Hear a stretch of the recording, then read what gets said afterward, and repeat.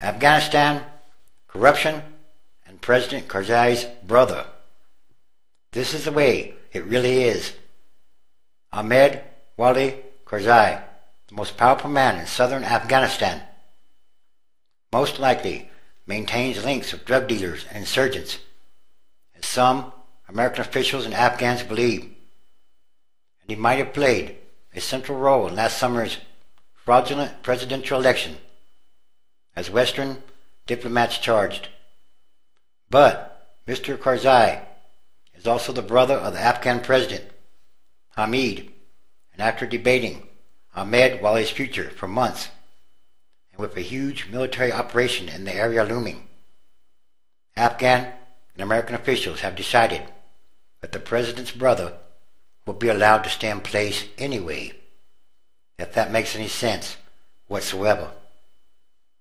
Over the last several months, President Karzai has turned down repeated requests by both the American ambassador and the top American commander to move Ahmed Wali Karzai out of Kandahar, American officials here said.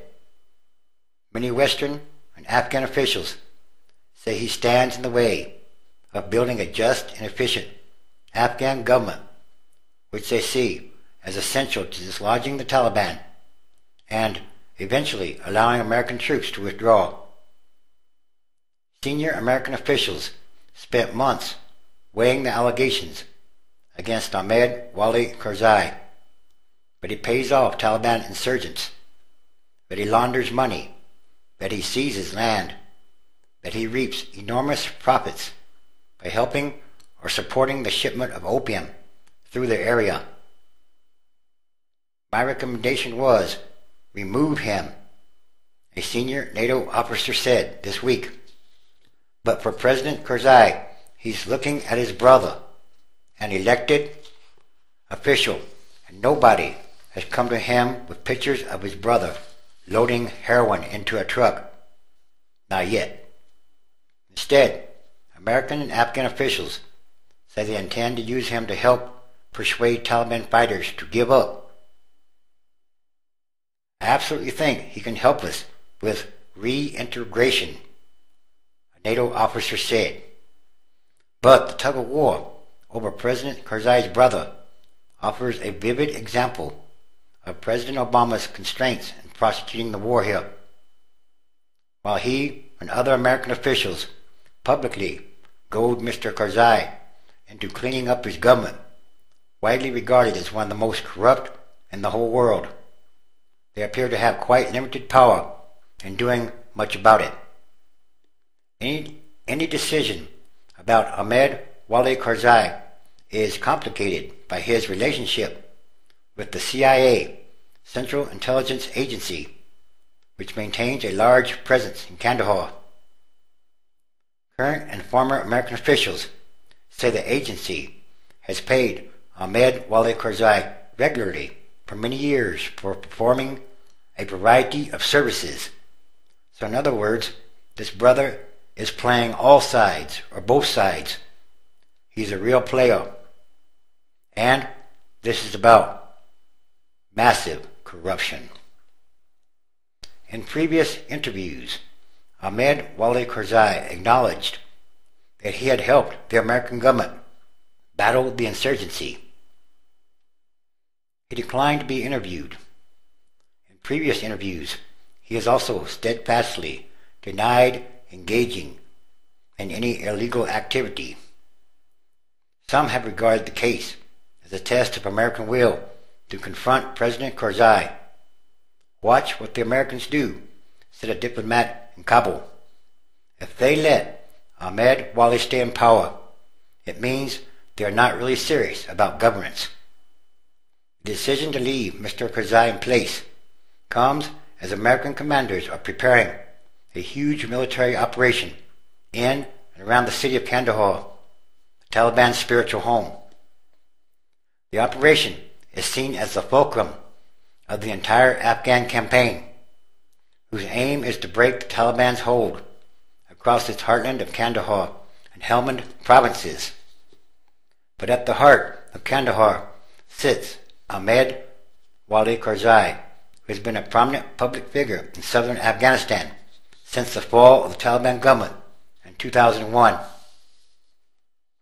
There is little doubt here that few important matters are settled without him. The question, debated by some American officials, is whether he can also be of use to them. Yes, playing both sides. American officials say he has provided extensive help in battling the insurgency. He helps the CIA operate a paramilitary group, the Kandahar Strike Force, which is used for raids against suspected insurgents. Ahmed Wali Karzai is also paid for allowing the CIA and American Special Operations troops to rent a large compound outside the city, several American officials said. There's something wrong with that picture. He is also one of the area's biggest businessmen, with business and real estate ventures across southern Afghanistan. But Western and Afghan officials say the president's brother is engaged in many activities that help the insurgency and undermine the Afghan state. These military and political officials say the evidence strongly suggests that he enriches himself by helping the illegal trade in poppy and opium. This is about also hypocrisy. If you don't cooperate, then you don't do business, said a Western official in Kabul.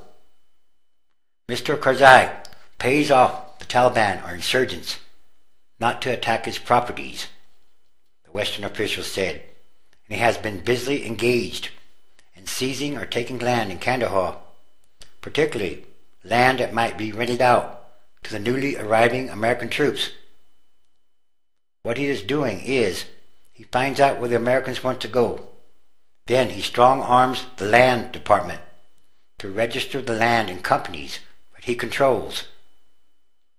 The official said that Ahmed Wali Karzai also laundered ill-gotten money for a host of figures in southern Afghanistan, for a whole lot of people, including drug runners. Perhaps the most vivid example of Ahmed Wali Karzai's reach came last August when his brother sought re-election. According to Western diplomats in Kabul, he cut deals with insurgent groups like the Taliban to refrain from attacking polling stations, and then helped orchestrate a large-scale campaign of forging ballots on his brother's behalf. Finally, he appears to be overseeing several armed groups in the Kandahar area. The gunmen exist outside the government, often posted at checkpoints and in escort convoys. They can be seen roaming the streets of Kandahar, usually toting guns.